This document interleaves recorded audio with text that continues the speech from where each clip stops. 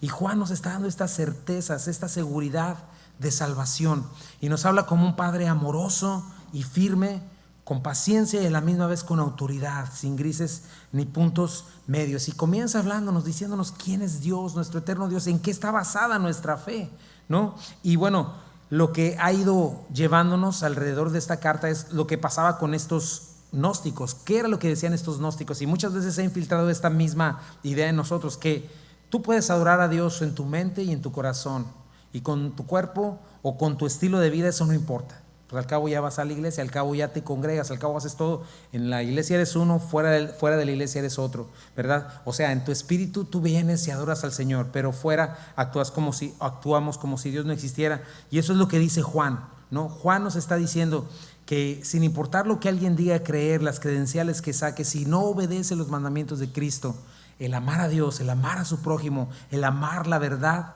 en su vida habitual, en su manera de vivir, Juan asegura, inspirado por el Espíritu Santo, que esta persona no tiene el amor del Padre en él. Probablemente no sea realmente salva. Y bueno, esto también nos lleva a tener estas seguridades plenas de nuestro Señor. Y hemos ido a través de toda la carta, y lo último que vimos, para contextualizarlo, aprendimos de esta evidencia inequívoca. ¿Quién es un hijo de Dios? ¿Verdad? El que manifiesta amor a Dios, amor al prójimo, amor a la verdad. Y vimos que Él es la fuente del amor. De Él tomamos, nosotros le amamos a Él porque Él nos amó primero. Aprendimos que cuando nosotros nos amamos y practicamos este amor entre nosotros, es cuando Él se hace visible. Dios eterno se hace visible en una iglesia, la cual manifiesta este amor, servicio, sacrificio unos a otros, ¿verdad? Dios Padre, Dios Hijo, Dios Espíritu Santo. Y tercero, aprendimos que cuando nosotros manifestamos este amor, tenemos una plena confianza para el día del juicio. El día del juicio viene, el día de estar delante de la cara del Dios Altísimo viene, y nosotros podemos estar con plena confianza cuando vemos esta obra del Espíritu Santo en nosotros. Y en este capítulo 5 tenemos el cierre de esta carta. Juan, como te lo he dicho, nos enseña en espiral. ¿Por qué? Porque viene, nos enseña una cosa, regresa, otra vez profundiza en ella, otra vez va y otra vez viene, hablándonos de tres temas principales, ¿verdad? Estas evidencias principales que nos dicen quién es un hijo de Dios y quién realmente es salvo y tiene vida eterna, ¿verdad? Nos da temas teológicos, temas morales y temas de conducta. Estas son tres evidencias importantes, y Juan va a concluir estos temas de una manera hermosa en diferentes partes. Hoy vamos a ver los primeros 5 versículos donde él va a estar concluyendo esto, ¿no? Y nos va a mostrar por qué nos ha estado hablando tan directamente, por qué Juan tan así nos dice, ¿sabes qué? Si no amas, aborreces, y si aborreces eres de Caín, y Caín es del diablo. Así de fuerte es Juan. Y nos va a enseñar por qué hay dos familias, y por qué sin el amor no tenemos el derecho de llamarnos cristianos, ¿verdad? Y nos va a mostrar eso. ¿Qué vamos a obtener o qué obtenemos con esta fe? Pero él lo dice en este capítulo. Estas cosas les he escrito para que crean en el Hijo de Dios, a ustedes, ¿verdad? Y nos va a enseñar qué significa esto. Finalmente, después de que nos lo ha estado mostrando en toda la carta, otra vez lo va a cerrar con algunos textos, como que le va a poner un nudo a la enseñanza y va a poner la cereza arriba del pastel. Y por eso yo titulé este mensaje Conclusiones de Juan acerca de la fe salvadora. ¿Qué es la fe salvadora? Demos lectura de los versículos 1 al 5 del capítulo 5 de Primera de Juan. Dice así: todo aquel que cree que Jesús es el Cristo es nacido de Dios. Y todo aquel que ama al que engendró, ama también al que ha sido engendrado por él. En esto conocemos que amamos a los hijos de Dios, cuando amamos a Dios y guardamos sus mandamientos. Pues este es el amor a Dios, que guardemos sus mandamientos, y sus mandamientos no son gravosos, porque todo lo que es nacido de Dios vence al mundo. Y esta es la victoria que ha vencido al mundo, nuestra fe. ¿Quién es el que vence al mundo? Sino el que cree que Jesús es el Hijo de Dios. Amén, Señor. Preciosas palabras de victoria, Señor. Ayúdanos, Padre, a entenderlas, y dame, por favor, sabiduría para poderlas compartir, Señor, en el nombre de Jesús. Y mi primer punto, la primera conclusión de Juan acerca de la fe salvadora es esta: el que ha creído en Cristo ha nacido de Dios y amará a Dios y a los hijos de Dios. Todo aquel, dice el versículo 1, a todo aquel que cree que Jesús es el Cristo, es nacido de Dios. Entonces, repasemos rápidamente qué significa haber nacido de nuevo, nacido de Dios, ¿verdad? Sin este nacimiento no podemos reclamar que somos cristianos o hijos de Dios, ¿verdad? Ahora, ¿cómo comienza este nuevo nacimiento? Con la fe, con la confianza en Cristo. Eso parece obvio, ¿sí o no? Sí, pero viviendo en los tiempos en los que estamos, ¿verdad? En plena apostasía, porque tenemos el peligro del falso evangelio. Ya el falso evangelio de la prosperidad ya se quedó corto a comparación a la mentira que ya tenemos, un total abandono de la Biblia, una rebelión contra Dios. Entonces tenemos que establecer, en primer lugar, que creer en el Hijo de Dios tiene que estar conforme a los principios que la Biblia dice. Tenemos una sola autoridad y es la palabra de Dios. Cuando tú cierras la autoridad, ¿verdad?, no hay razón, no hay lógica, no hay sentido, no hay propósito, y lo que se diga es arbitrario, porque solo en la palabra de Dios tenemos la autoridad, y lo que la Biblia nos dice que es creer en Cristo, eso es lo que debemos de creer, que es en Cristo, ¿verdad? No es mi opinión, no es lo que la cultura o la sociedad, la tendencia social, ¿verdad? Tampoco es lo que un concilio o una denominación o una religión dice que es, sino lo que la Biblia dice que es. Y todo concepto, ¿verdad?, de cualquier denominación, concilio o religión tendría que estar alineada con la palabra de Dios, y si no pasa esa prueba, entonces debe ser desechado, porque solamente hay una verdad. Y entonces tenemos que partir de esa verdad para saber qué significa creer en Jesucristo, para saber que he nacido, ¿verdad? Juan 14:6 dice, Jesús le dijo, yo soy el camino, la verdad y la vida. Jesucristo es la verdad. Juan 17:3, y esta es la vida eterna, que te conozcan a ti, al único Dios verdadero. Solo hay una verdad, y a Jesucristo a quien has enviado. Apocalipsis 19, mira cómo se le llama a Jesús. Entonces vi el cielo abierto, y aquí un caballo blanco, y el que lo montaba, que es Jesucristo, se llama Fiel y Verdadero, y con justicia juzga y pelea. Sus ojos eran como llama de fuego, había en su cabeza muchas diademas, tenía un nombre escrito que ninguno conocía sino él mismo. Estaba vestido de una ropa teñida en sangre, y su nombre es el Verbo de Dios. O sea, tenemos que ver lo que la Biblia dice, y no importa quién lo diga, si está contradiciendo la Biblia, no es verdad, solo hay una verdad. Juan 17:16, no son del mundo, como tampoco yo soy del mundo. Santifícalos en tu verdad, tu palabra es verdad. Entonces ahí es donde podemos nosotros ser santificados en el Señor, ¿verdad? No son del mundo, dice, como yo tampoco soy del mundo. Santifícalos en tu verdad, tu palabra es verdad. Entonces esta es la verdad, la máxima autoridad, la máxima autoridad. Ahora, ¿qué significa entonces creer en Jesucristo? ¿Verdad? ¿Qué significa esto? ¿Quién es Jesús como el Mesías? ¿Verdad? Porque esta fe es la única que nos puede llevar a la verdadera victoria. ¿Cuál es este correcto entendimiento para poner luego nuestra fe en Él? Porque acuérdate, no es suficiente con decir, pues es que yo creo en mi Padre Diosito. Es que yo tengo mucha fe desde arriba. Tú le dices a la gente, ¿crees en Dios? Sí, yo creo en Dios. No, ¿qué significa eso? ¿Qué significa que estés diciendo eso? Acuérdate, es vida o muerte eterna. Tienes que estar seguro. No tenemos tiempo para describir al Dios eterno, obviamente una eternidad no bastaría, pero hay algunas cosas, veamos rápidamente, que la Biblia nos dice quién es este Mesías en el cual se supone que debes haber creído para haber nacido de nuevo, ¿verdad?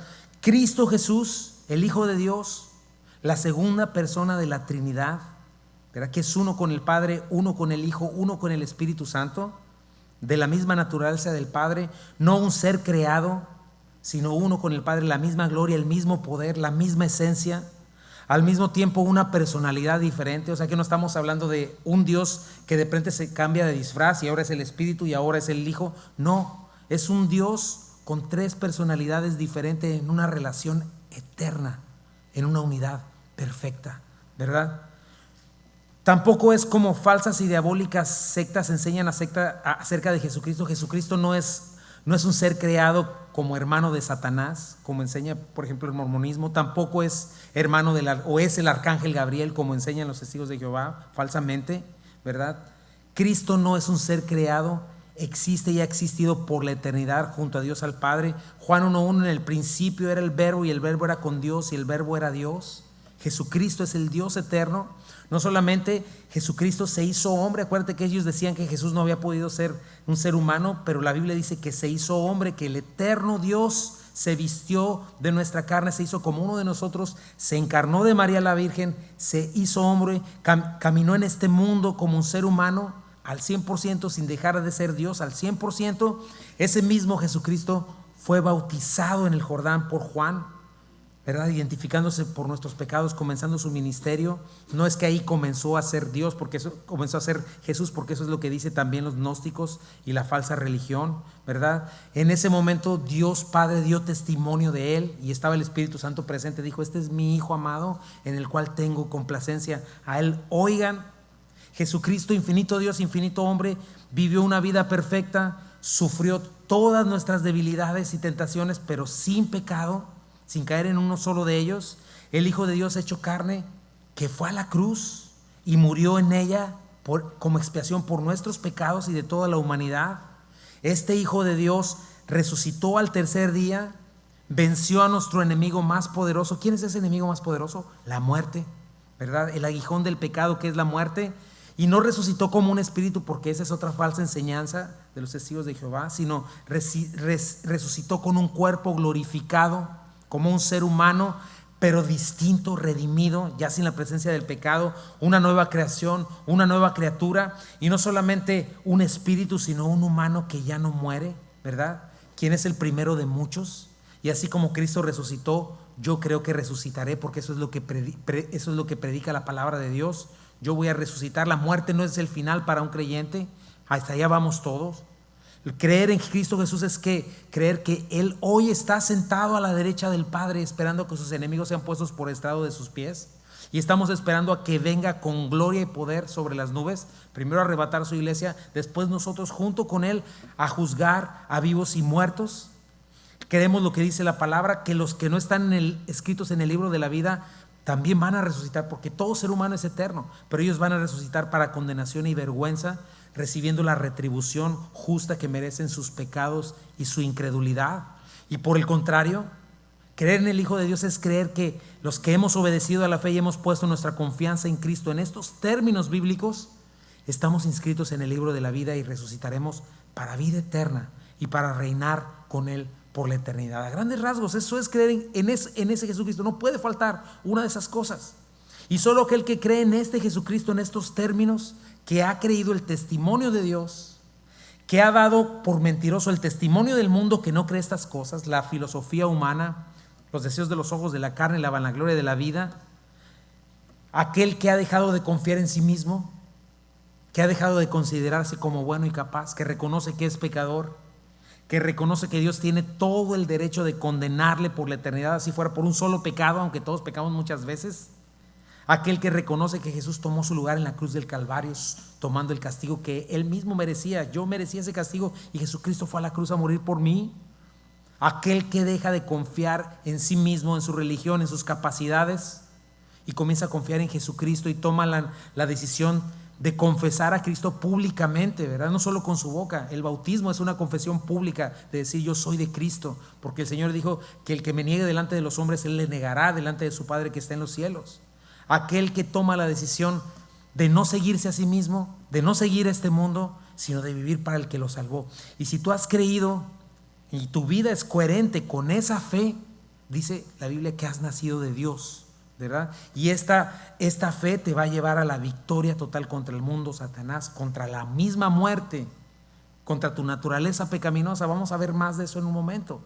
Pero este es alguien nacido de Dios, aquel que cree estas cosas, aquel que da esto, manifiesta que ha nacido de Dios. Y bueno, nos da esta evidencia teológica y contundente, ¿verdad? Este es el Hijo de Dios, el Mesías. Ahora viene la evidencia moral, ¿verdad? En primer lugar, ¿cuál es la evidencia teológica? La vimos. Evidencia moral, ¿cuál es? Versículo 5, 1b. Y todo aquel que ama al que engendró, ama también al que ha sido engendrado por él. En otras palabras, el que ama a Dios, el Padre que por medio de la fe y poder del Espíritu Santo engendra a los hijos que somos nosotros, por consiguiente vamos a amar a nuestros hermanos, ¿verdad? ¿Ok? El que ama al Padre va a amar a sus hijos, es lo que está diciendo en otras palabras, ¿verdad? Y la semana pasada estudiamos, ¿no?, largo y tendido sobre el tema del amor. Y este es el resumen de Juan, de toda su enseñanza. Vamos a repasar rápidamente, fíjate, lo que Juan nos enseñó acerca de amar a nuestro hermano. La evidencia teológica ya la vimos, eso es creer en el Hijo de Dios, y nos lo ha estado enseñando por toda la carta. Ahora veamos la evidencia moral, el amor. Dice primera de Juan 2, 10 al 11, dice: el que ama a su hermano permanece en la luz, y no hay nada en su vida que lo haga tropezar. Pero el que odia a su hermano está en la oscuridad y en ella vive y no sabe a dónde va, porque la oscuridad no lo deja ver. Eso fue lo primero que aprendimos. Primera de Juan 3:10 también nos enseñó: así distinguimos entre los hijos de Dios y los hijos del diablo. El que no practica la justicia no es hijo de Dios, ni tampoco lo es el que no ama a su hermano. ¿Te das cuenta? Hijos de Dios, hijos del diablo. Primera de Juan 3:14 al 15 también lo vimos. Nosotros sabemos que hemos pasado de la muerte a la vida porque amamos a nuestros hermanos. El que no ama permanece en la muerte. Todo el que odia a su hermano es un asesino, y ustedes saben que en ningún asesino permanece la vida eterna. También lo vimos. Primera de Juan 3:16 al 18. En esto conocemos lo que es el amor, en que Jesucristo entregó su vida por nosotros. Así también nosotros debemos entregar la vida por nuestros hermanos. Si alguien posee bienes materiales, ve que su hermano está pasando necesidad y no tiene compasión de él, ¿cómo se puede decir que el amor de Dios habita en él? Queridos hijos, no amemos ni de palabra ni de labios para afuera, sino con hechos y en verdad. Primera de Juan 3:23. Y este es un mandamiento, que creamos en el nombre de su Hijo Jesucristo y que nos amemos los unos a los otros, porque así lo ha dispuesto. Primera de Juan 4:7 al 8. Queridos hermanos, amémonos los unos a los otros, porque el amor viene de Dios. Todo el que ama ha nacido de él y lo conoce. El que no ama no conoce a Dios, porque Dios es amor. El versículo 12 del mismo capítulo: nadie ha visto jamás a Dios, pero si nos amamos los unos a los otros, Dios permanece en nosotros y entre nosotros su amor se ha manifestado plenamente. El mismo capítulo, versículo 20 y 21, es el último: si alguien afirma yo amo a Dios, pero odia a su hermano, es un mentiroso. Pues el que no ama a su hermano, a quien ha visto, no puede amar a Dios, a quien no ha visto. Y él nos ha dado este mandamiento: el que ama a Dios, ame a su hermano. ¿Te fijas? Eso fue lo que nos enseñó Juan, y ahorita lo está cerrando con esto. Y esa es la realidad. El que cree en Jesucristo y permanece creyendo en Jesucristo es nacido de Dios. Y si has nacido de Dios, vas a amar al Padre y vas a amar a sus hijos, ¿verdad? Y ya vimos que no se trata también de un amor meramente sentimental o emocional, ¿verdad? O un apego de la carne, ¿verdad? Sino es, ¿qué lo vimos? Amor incondicional. Un amor incondicional que te lleva a la obediencia a Dios, a serle fiel a Dios, a amar la verdad, a respetar a tu prójimo.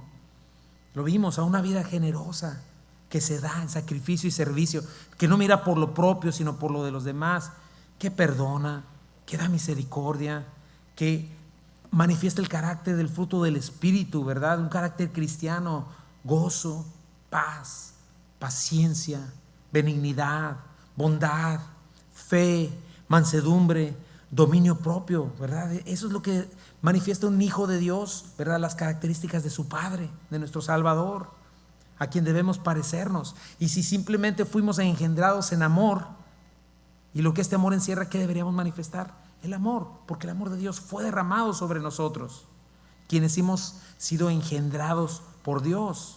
¿Te fijas? Tan importante es el amor entre nosotros, en hacerle visible a nuestro Señor. Entonces, esa fue la primera conclusión.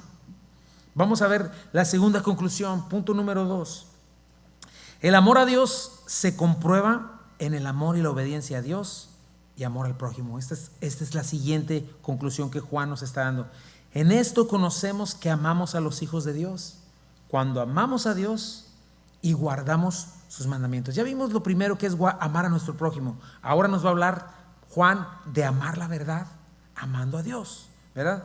Dicho de otra manera en este texto, así como es imposible que amemos a Dios si no amamos a sus hijos, no podremos amar a sus hijos si no comenzamos por amarlo a Él, respondiendo en obediencia.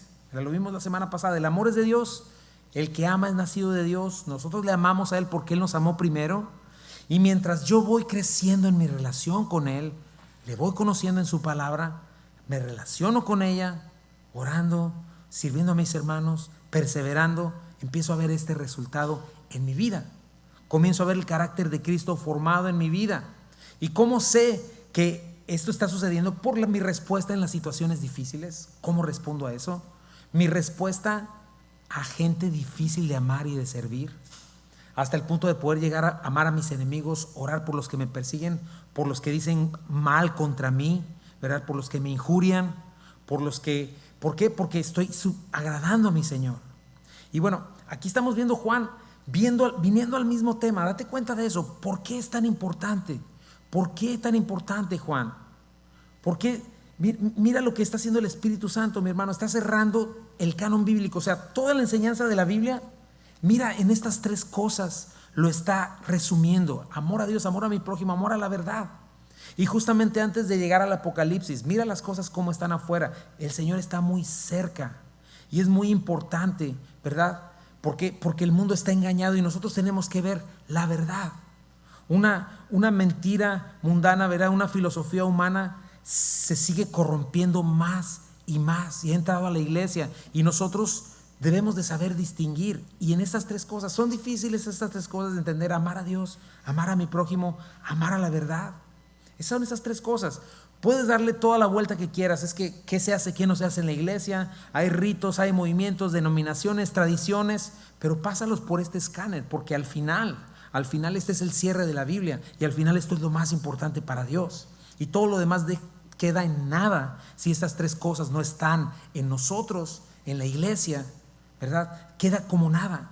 Entonces, ¿cuál es la manera pues en la que sé que amo a Dios? ¿Verdad? Piensa lo que dice aquí, ¿verdad? Vamos a leer ese versículo.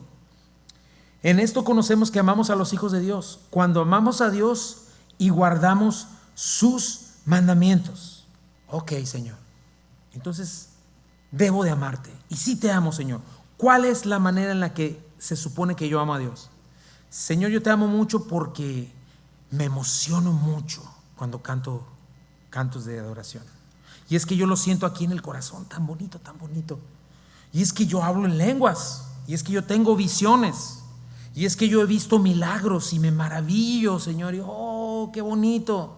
Y es que yo he estado frente a tal ungido de Dios y yo he sentido el poder, ¿verdad? Bueno, según Juan nos está diciendo que tú puedes experimentar todo eso y aún así no tienes una pizca de amor por Dios. ¿Cómo puedes estar seguro que en verdad amas a Dios? Dice el versículo 3, pues este es el amor a Dios. ¿Qué dice? ¿Puedes leerlo conmigo? Que guardemos sus mandamientos. Esa es la manera. ¿Cómo sabes si amas a Dios? ¿Cómo andas en los mandamientos? ¿Conoces la palabra? ¿Amas la verdad? ¿Buscas su voluntad? ¿La sigues? ¿Estás atento a su voz? ¿Estás dispuesto a poner por obra sus mandamientos? Porque la verdadera fe en el Hijo de Dios, la fe que salva, que da vida nueva, va a producir en ti amor, y este amor verdadero va a producir y va a resultar en obediencia. ¿Ok?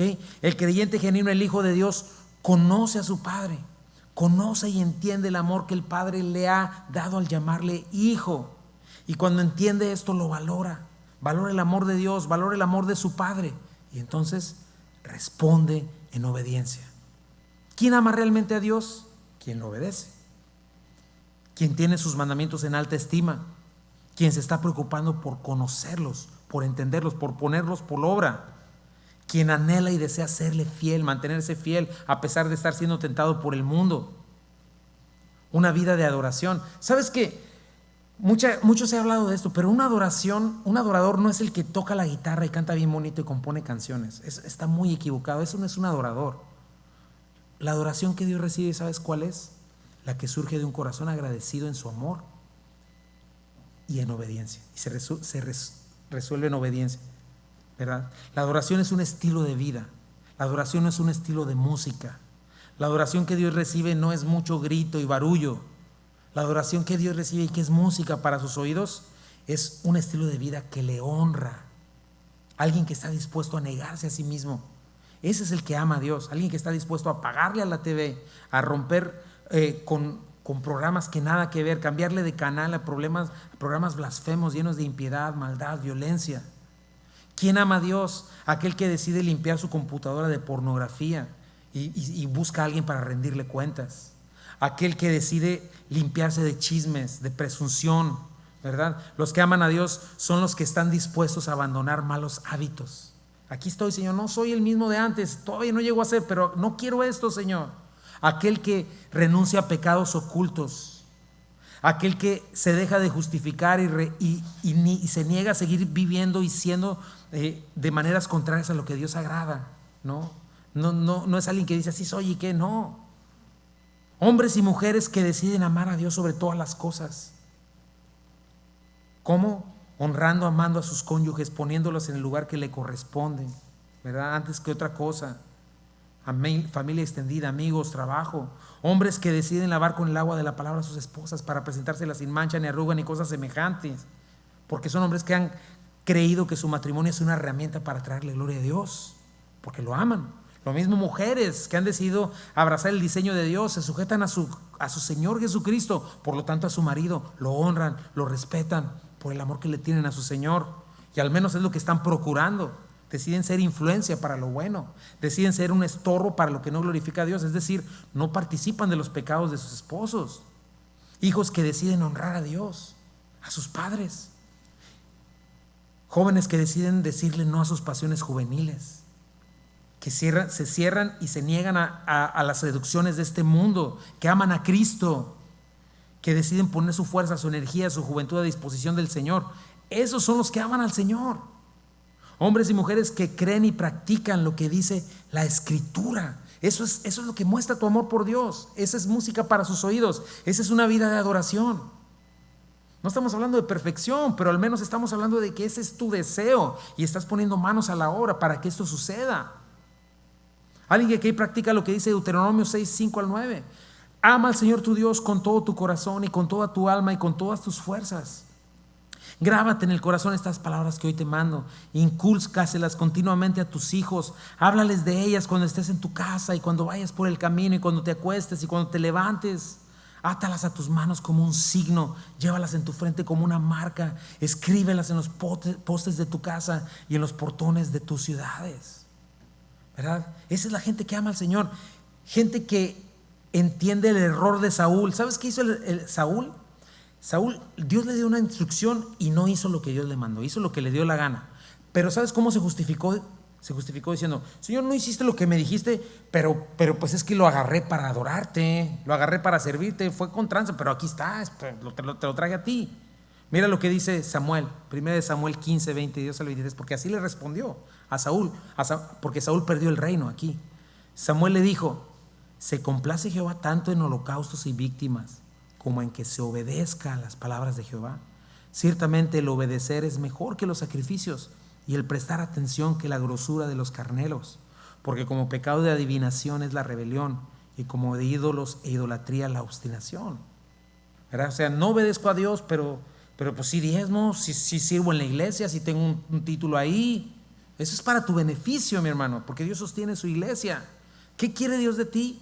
Tu honra, tu amor, tu fidelidad, lo cual se traduce en obediencia, ¿no? Primera de Juan 14, 21 al 23. El que tiene mis mandamientos y los guarda, este es el que me ama. El que me ama será amado por mi Padre, y yo le amaré y me manifestaré a él. Versículo 23. El que me ama, mi palabra guardará, mi Padre le amará, y vendremos a él y haremos morada con él. El que no me ama no guarda mis palabras. Juan 15, 14. Ustedes son mis amigos si hacen lo que les mando. Por todas las cartas del Nuevo Testamento está este mandato a obedecer a la fe, a obedecer al Espíritu, a obedecer la verdad.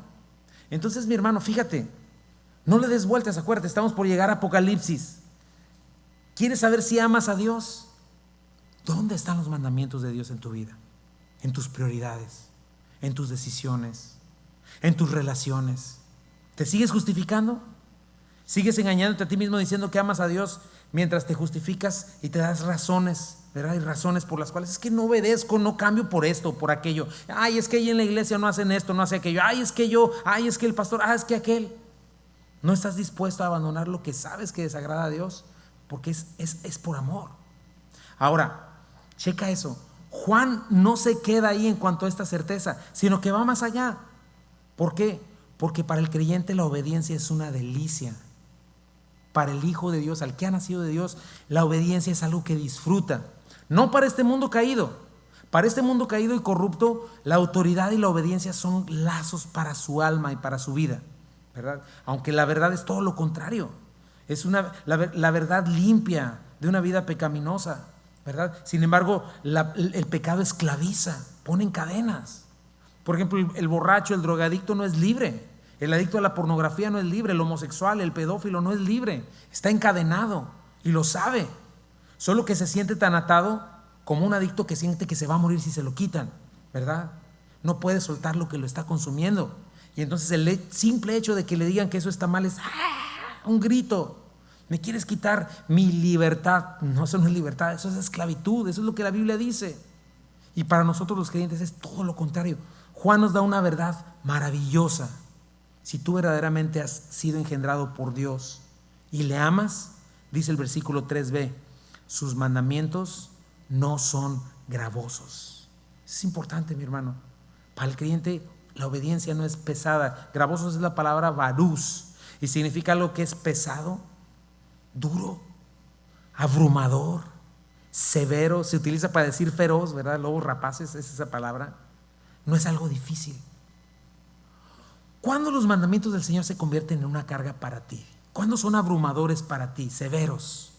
¿Cuándo son difíciles de llevar? Ay, la iglesia, ay, ya va a empezar con sus rollos. Ay. ¿Sabes cuándo? Cuando no hay un nuevo nacimiento. Cuando el deseo de obedecer no está motivado por el amor. Cuando obedeces por legalismo o por cualquier otra cosa que no sea el amor de Dios y su gracia. Pero tienes que saber que el Hijo de Dios obedece a Dios no por una exigencia ritualista o legalista. No lo hace por un orgullo religioso.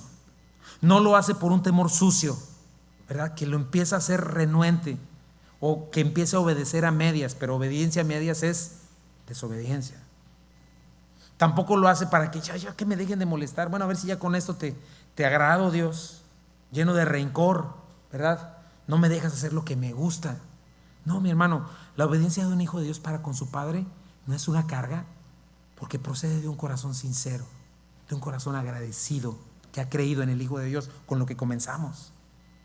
Un corazón que responde y quiere ser fiel. ¿Por qué? Porque entiende el amor de Dios y entonces su obediencia está llena de gozo, está llena de libertad y es una obediencia constante. No es un temor constante. Ay, no llegué al estándar. Estás obedeciendo por legalismo y por otra cosa. No has entendido el amor de Dios. No has entendido la gracia de Dios. Así no, esa no es la verdadera libertad en Cristo. Si tú vives en tremendo temor, hoy no me ama Dios. No le has conocido. ¿Qué dice Pablo acerca de la preeminencia del amor? El amor no se deleita en la mentira o en la injusticia. Dice que se goza de la verdad. 1 Corintios 13. Se goza de la justicia. Esa es la libertad en Cristo, mi hermano. La obediencia a la verdad. ¿Sabes dónde podemos ver una clave de esto? Y ese texto es de mis favoritos y yo lo menciono mucho. Pero en Mateo 11, Jesucristo acaba de ir a Corazín y Betsaida, ciudades que eran muy famosas en ese tiempo y dejaron de ser. Pero él llegó ahí y sabes que rechazaron a Cristo de una manera horrible, llenos de orgullo. Se sentían una ciudad de gente muy intelectual, que no podía, fe, Dios, va. Sin embargo, el Señor mira cómo responde. Mateo 11. En aquel tiempo, respondiendo Jesús dijo: Te alabo, Padre, Señor del cielo y de la tierra, porque escondiste estas cosas de los sabios y los entendidos y las revelaste a los niños. Sí, Padre, porque así te agradó. Y está el Señor alabando a Dios, lleno de gozo. Todas las cosas me fueron entregadas por mi Padre y nadie conoce al Hijo sino el Padre, ni el Padre conoce a alguno sino el Hijo, y aquel a quien el Hijo quiera revelar. O sea, Jesús está lleno de gozo alabando a su Padre porque le revela a los niños, aquellos que no se justifican, aquellos que no se sienten más inteligentes que Dios, aquellos que simplemente se rinden a la verdad, al amor de Dios. Y entonces, habiendo sucedido esto, ¿verdad? Los que le conocen, los que han nacido de Dios, Mateo 11, 28 al 30, les hace una invitación en ese mismo texto: vengan a mí, los que están trabajados y cansados, y yo les haré descansar. Lleven mi yugo sobre ustedes, aprendan de mí, que soy manso y humilde de corazón, y hallarán descanso para sus almas, porque mi yugo es fácil y ligera mi carga. ¿Te das cuenta? Por eso la obediencia es un gozo para el creyente. O sea, ¿de qué otra manera podrías llamar esto sino libertad verdadera? El pecado es el que carga, el que cansa, el que lleva a la miseria, el que lleva a la esclavitud. La ley es la que cansa, la que te dice todo lo no hagas. Prohibido hacer eso, en mi religión no me lo permiten. Todo ese tipo de cosas. Prohibiciones te frustran y no te ayudan para avanzar ni siquiera un milímetro. Pero pon atención, ¿cuál es el llamado de Cristo, mi hermano? El llamado de Cristo no es obedece, aquí está la ley, ponte las pilas.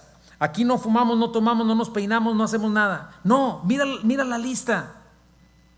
No dice, a ver, ¿quién está aquí trabajado y cansado y cargado?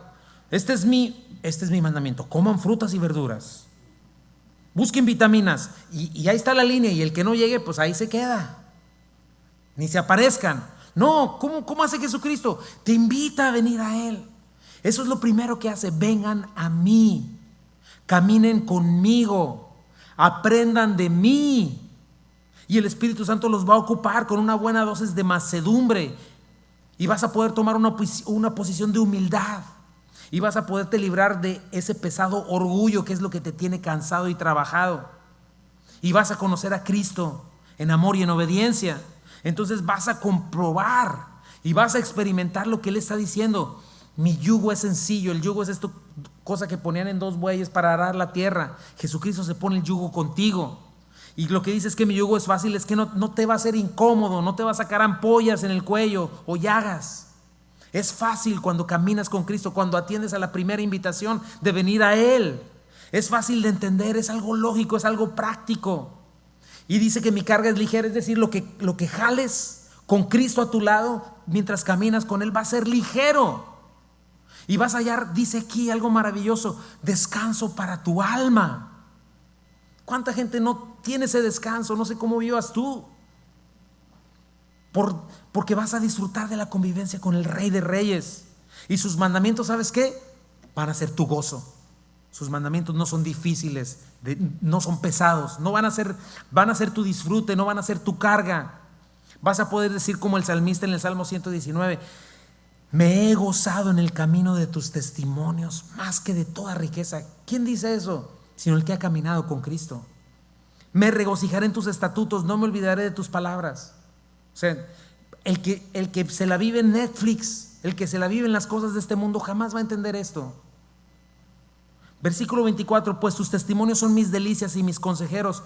Oh, cuánto amo yo tu ley, todo el día es ella mi meditación. Cuán dulces son a mi paladar tus palabras, más que la miel a mi boca. La miel era algo delicioso en aquellos tiempos, no es como hoy que había pasteles y todas esas cosas. Lo que está diciendo es que la palabra puede llegar a ser para ti toda esta delicia. Porque alcanzarás y vas a ver en tu vida todo lo que la palabra promete a los que aman a Dios. El libro de Proverbios, sencillamente, mi hermano. ¿Sabes de qué habla el libro de Proverbios? De los beneficios de aquellos que aman la sabiduría y los mandamientos del Señor, de aquellos que los disfrutan. Ahí te van algunas cosas. El que ama, el que camina con Cristo, va a entender el temor del Señor, va a encontrar sabiduría, lo va a guardar en sus caminos, le va a dar inteligencia, lo va a librar de la mujer adúltera, lo va a librar del hombre perverso, va a hallar buena opinión delante de los hombres, disfrutará de una vida abundante llena de paz, caminos deleitosos, árbol de vida, confianza, protección, guía, gozo y todo lo que necesitas para una vida abundante como la que el Señor promete a los que le aman. Por eso cree en Jesucristo. Lee tu Biblia y conoce esos tesoros. Dime si eso no es que sus mandamientos no sean gravosos y disfrutarlos. Amar a Dios se traduce en guardar sus mandamientos. Y guardar, cuando tienes este amor genuino por Dios, cumplir los mandamientos del Señor no va a ser algo difícil de llevar, va a ser una delicia porque vas a ver los resultados de eso. Sigues batallando con lo mismo toda la vida por años y años porque no das un paso de obediencia.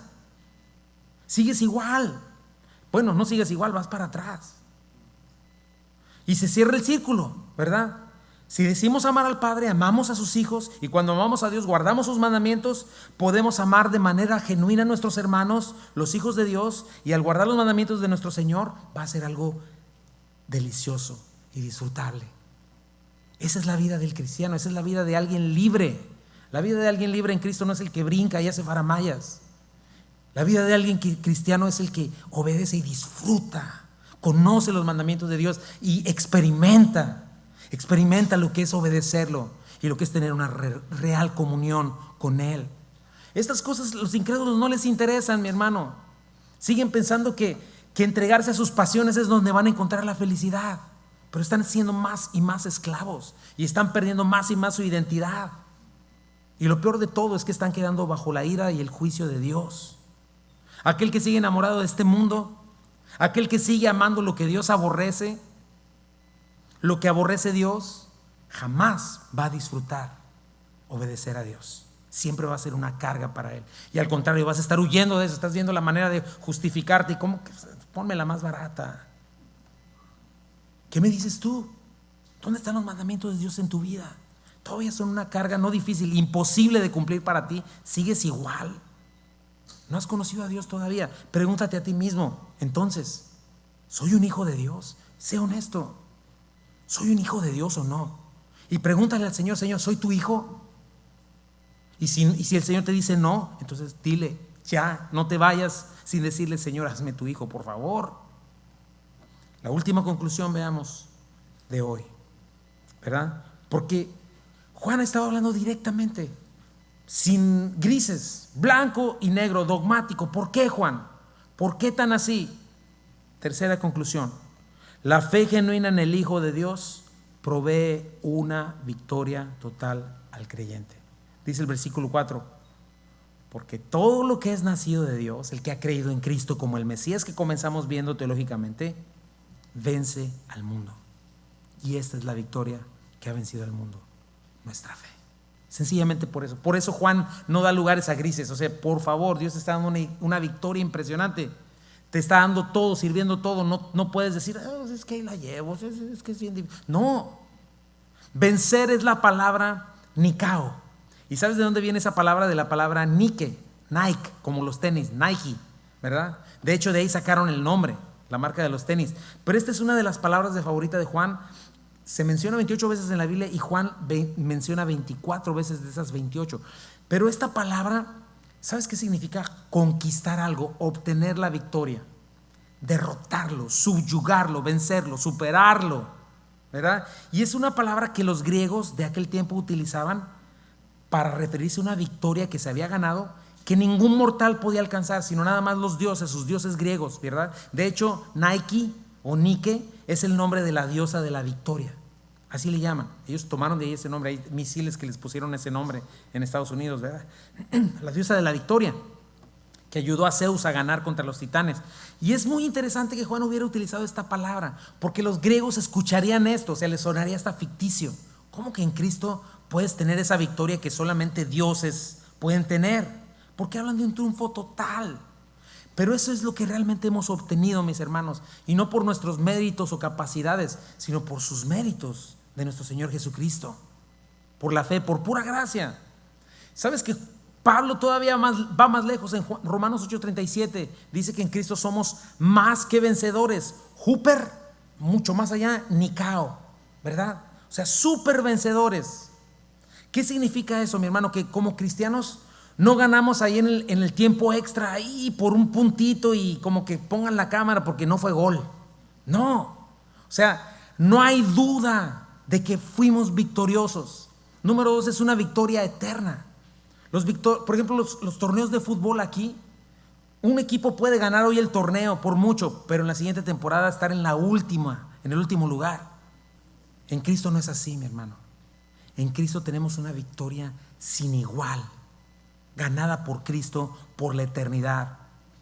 John MacArthur diría así: en Cristo los hijos de Dios somos, número 1, invencibles, y número 2, inconquistables. ¿Entiendes por qué Juan está hablando de esa manera? ¿Entiendes por qué la Biblia habla así? Lo que pasa es que no hemos aprendido, y lo que pasa es que nos han enseñado muchas veces mal y han cerrado la palabra de Dios. Romanos 8:38 al 39: por lo cual estoy seguro de que ni la muerte, ni la vida, ni ángeles, ni principados, ni potestades, ni lo presente, ni lo porvenir, ni lo alto, ni lo profundo, ni ninguna otra cosa creada nos podrá separar del amor de Dios que es en Cristo Jesús, Señor nuestro. Dime, ¿qué es lo peor que le puede pasar a una persona incrédula, mi hermano? ¿Qué es lo peor? ¿Qué es lo que siempre dicen? Pues morirse, ¿no? No, pues ya el que se muere ya es irremediable. ¿Sabes cuál es el contraste para un creyente? que aún lo peor que le puede pasar a un incrédulo es lo mejor que le puede pasar a un cristiano. Porque ¿sabes por qué? Porque está marcando su libertad de este cuerpo finalmente. Porque está marcando que finalmente va a ver a su Salvador por la eternidad. Y va a ser recibido en casa. Y estará por la eternidad en este estado de victoria y perfección total. Y eso es lo que la Biblia nos está enseñando. En Cristo has vencido a Satanás. Dime qué es aquello que te está oprimiendo. Dime qué es aquello que te tiene temeroso. ¿Coronavirus? Por favor. Política, todo este asunto. En Cristo somos más que vencedores. Y no es que no tengamos batallas, las tenemos y a veces somos derrotados, porque nuestra carne todavía está en nosotros. Pero ¿qué me dices de las promesas? Santiago 4, 7 al 8. Someteos pues a Dios, resistid al diablo y huirá de vosotros. Acérquense a Dios y Él se acercará a ustedes. Juan, ¿qué les dijo a los jóvenes en el capítulo 2? Han vencido al maligno. Él mismo le dijo a los hijitos, han vencido a sus demonios, han vencido a sus falsos maestros. Hemos vencido este mundo guiado y controlado por Satanás, por los deseos de los ojos, de la carne y la vanagloria de la vida, ¿verdad? Todas esas cosas ya no nos dominan. Eso es vencer al mundo. Ya no amamos, ya no somos manipulados ni esclavizados por estos deseos. Por eso vive el mundo. Eso es lo que lo mueve. Por deseos de los ojos, de la carne y la vanagloria de la vida. Hoy deseamos obedecer a Dios. Deseamos ser fieles a nuestro Señor. ¿Por qué cosas está dominado este sistema, mi hermano? Ambición, orgullo, codicia, egoísmo, placer. Pero nosotros ya no estamos afectados por eso, se supone. Ese sistema aborrece tanto a Cristo que el mundo aborrece la palabra de Dios, aborrece a Cristo, aborrece la iglesia y nos aborrece a nosotros porque no pertenecemos ya a este mundo. Por eso nos aborrece el mundo. Somos extranjeros y peregrinos. No es nuestro hogar. Ya no somos cautivados por esta seducción. Sus cosas, las cosas que nos vende el mundo no significan nada para nosotros. No son nuestra meta. Ya estamos en una posición de sacrificarlo todo por Cristo. Antes, ¿qué hace un hombre? Se va tras el canto de las sirenas y sacrifica todo por un vicio, sacrifica todo por adulterio, sacrifica todo por la vanagloria de la vida. Hoy nosotros no, le hemos entregado la vida a nuestro Señor y sacrificamos todo por nuestro Señor. Nos hemos negado a nosotros mismos. Ya hemos hecho al mundo y su filosofía mentirosos y hemos decidido que Dios es veraz. Y nos hemos rendido a su evangelio. Hemos creído en Jesucristo, del cual ya hablamos. Nada nos puede separar del amor de Dios. Piensa por qué Juan está hablando de esto, mi hermano. Satanás no puede hacer nada para robarnos el cielo. Satanás no puede hacer nada para quitarnos la vida eterna. No puede hacer nada para que ya no para desnacer de nuevo. Eso no sucede. Podemos morir físicamente, pero no vamos a morir espiritualmente y se nos va a dar un cuerpo nuevo. La segunda muerte no tiene poder sobre nosotros. Vamos a terminar viendo algunas promesas de aquellos que vencen. ¿Cuántos vencedores hay acá en Cristo, mis hermanos?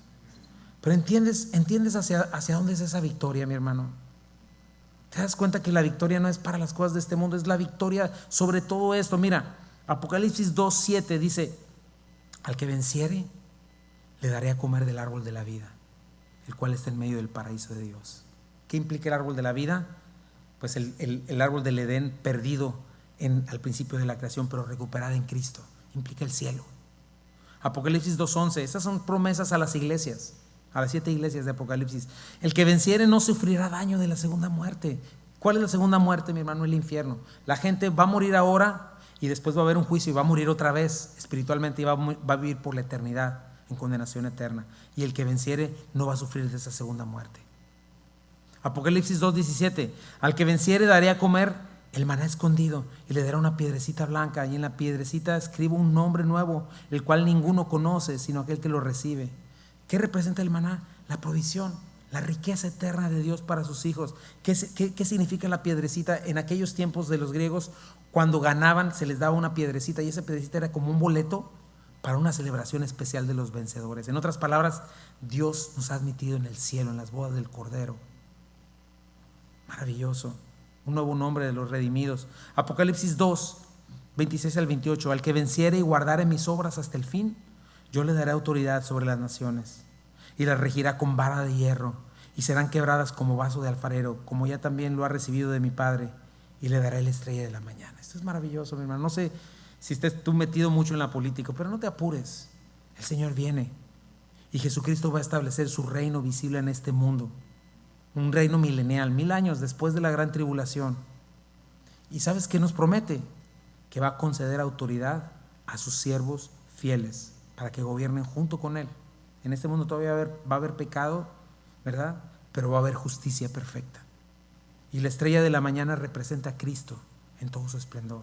Apocalipsis 3:5: el que venciere será vestido de vestiduras blancas, y no borraré su nombre del libro de la vida, y confesaré su nombre delante de mi Padre y delante de sus ángeles. Esa es la glorificación, mi hermano. No más pecado, no más tendencia a lo malo, no más sufrir luchando contra tentaciones y seducciones, no más culpa, justicia perfecta, y todo por pura gracia, por gracia de Dios. Por gracia somos salvos por medio de la fe, y esto no de nosotros, pues es un don de Dios, no por obras para que nadie se gloríe. Y por eso estamos inscritos en el libro de la vida como ciudadanos honorarios del reino de los cielos.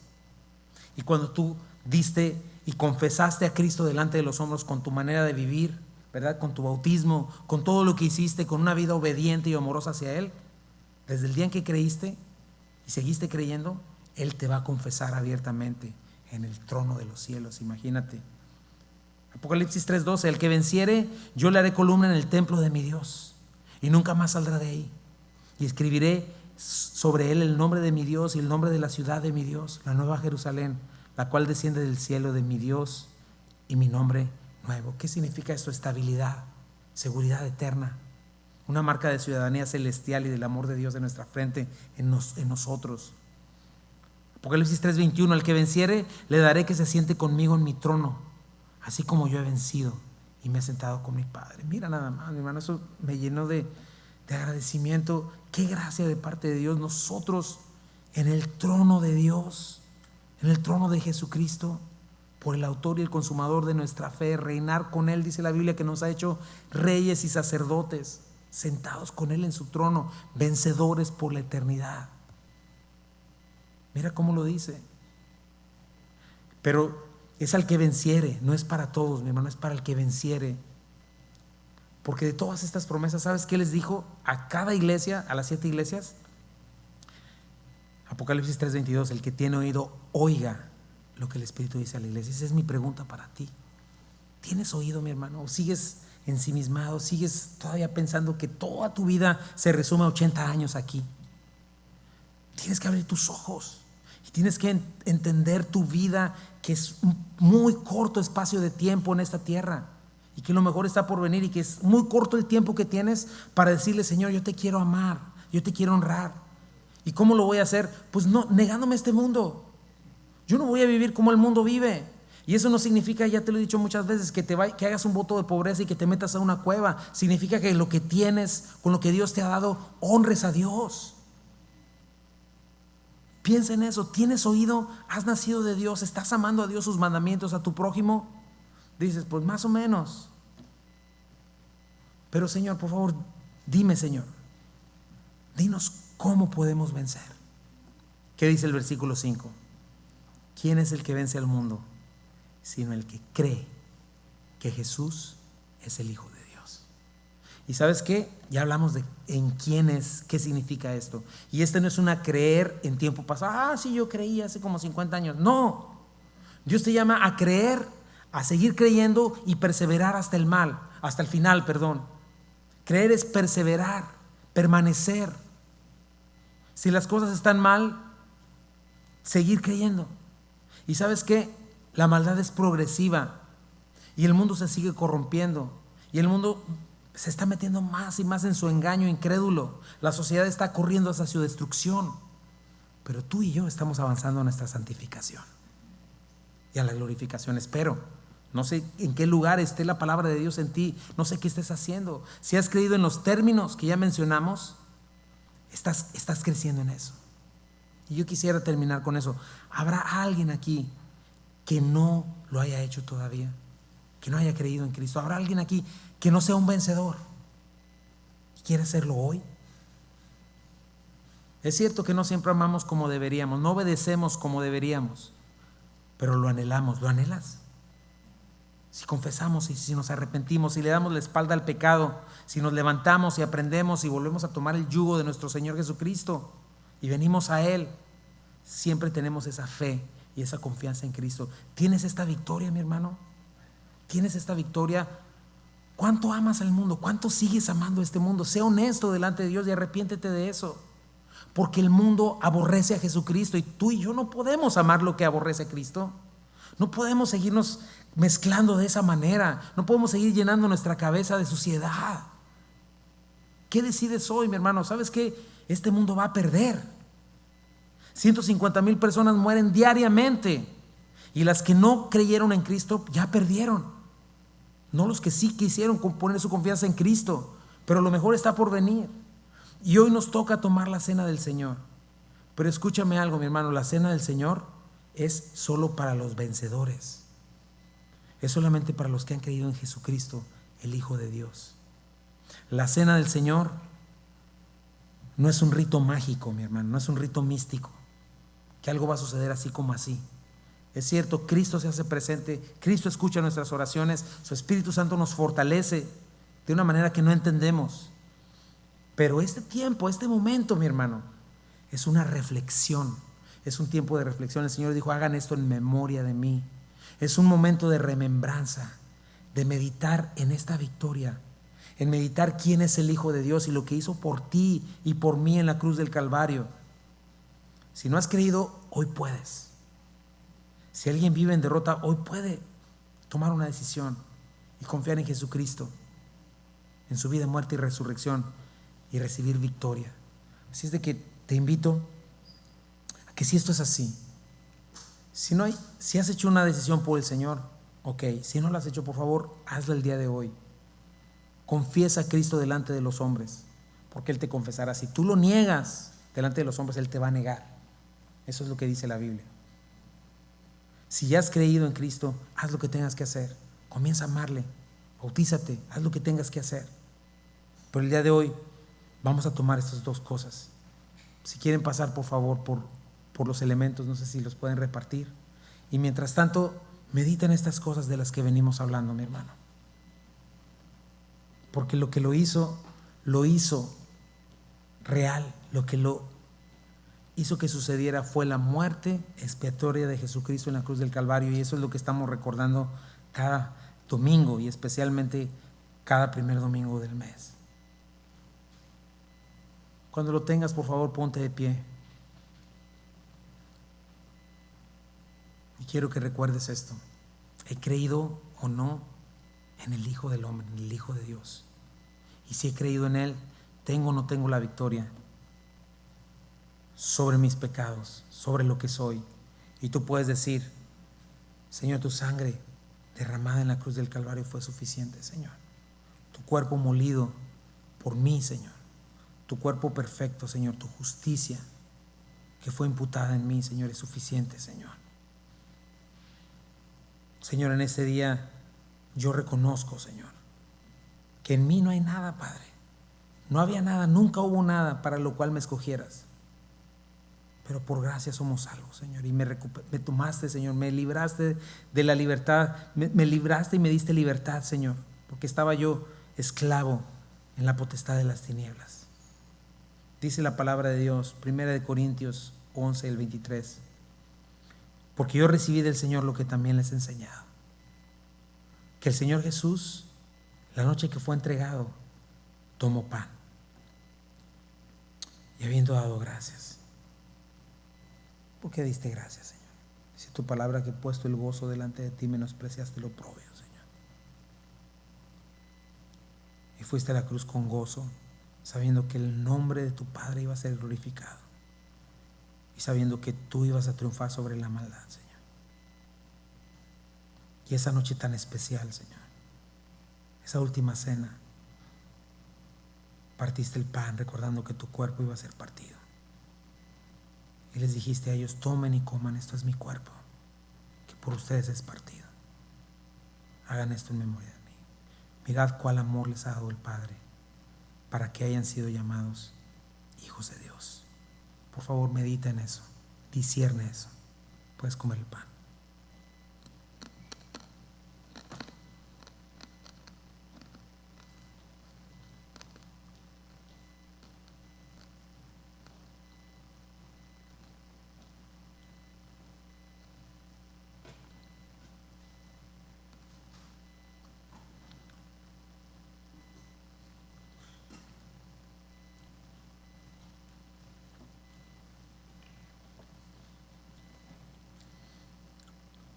Asimismo tomó también la copa después de haber cenado, diciendo: esta copa es el nuevo pacto en mi sangre.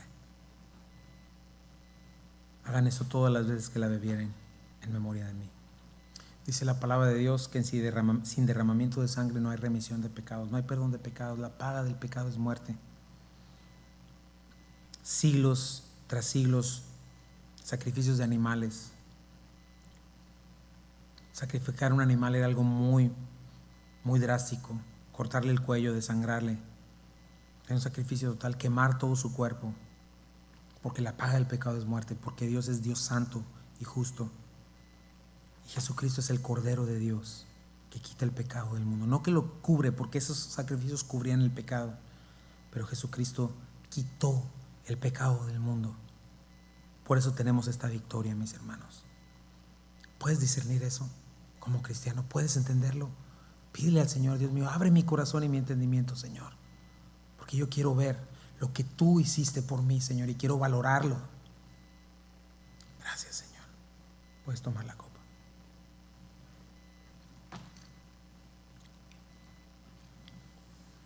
Dice el versículo 26: así pues, todas las veces que comas este pan y bebas esta copa, la muerte del Señor anuncias hasta que Él venga.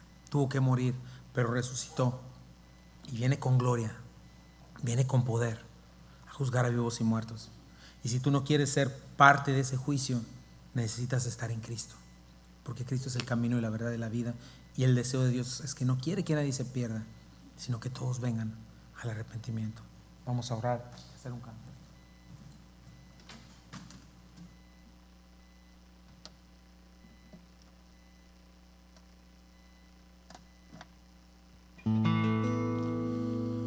Pecado se volvió, aunque no lo conoció. Fuimos hechos en Él, justicia de Dios. Él se humilló, llevando la cruz. Amor asombroso,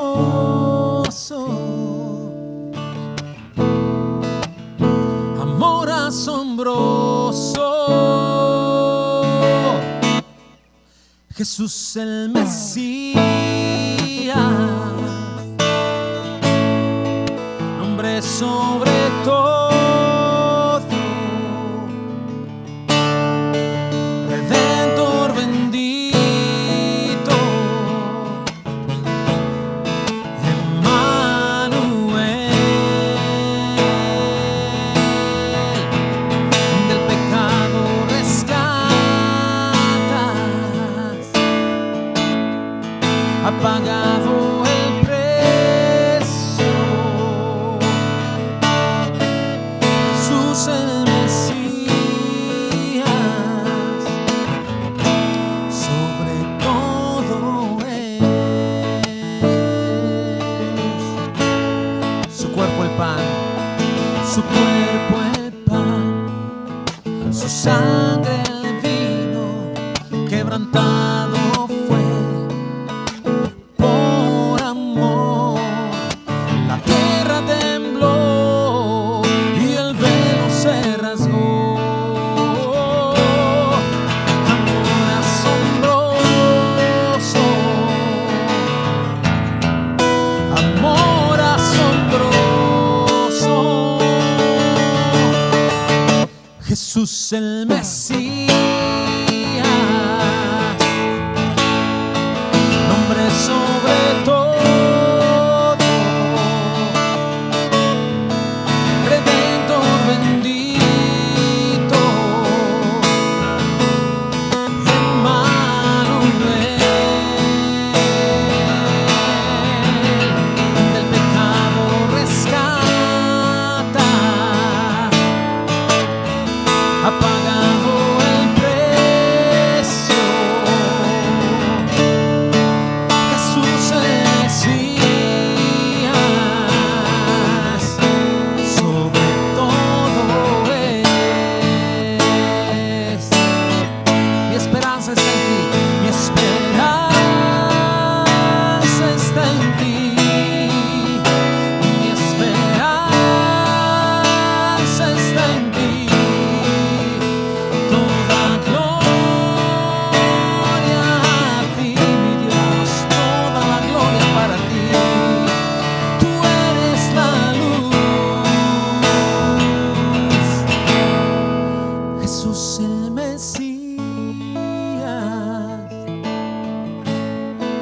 nombre sobre todo,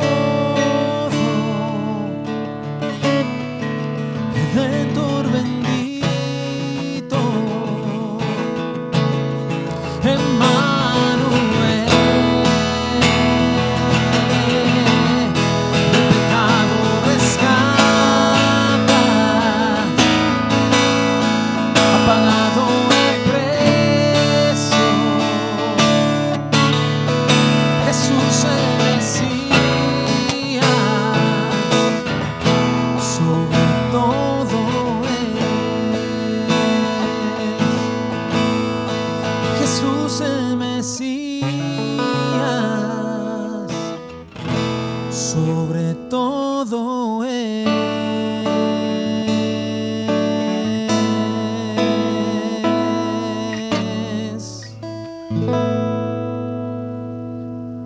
sobre todo eres tú, Señor, el Salvador de la iglesia, la cabeza de nuestra iglesia, nuestro Salvador, nuestro Señor. Santo Espíritu, por favor, síguenos llenando, fortaleciendo, Señor.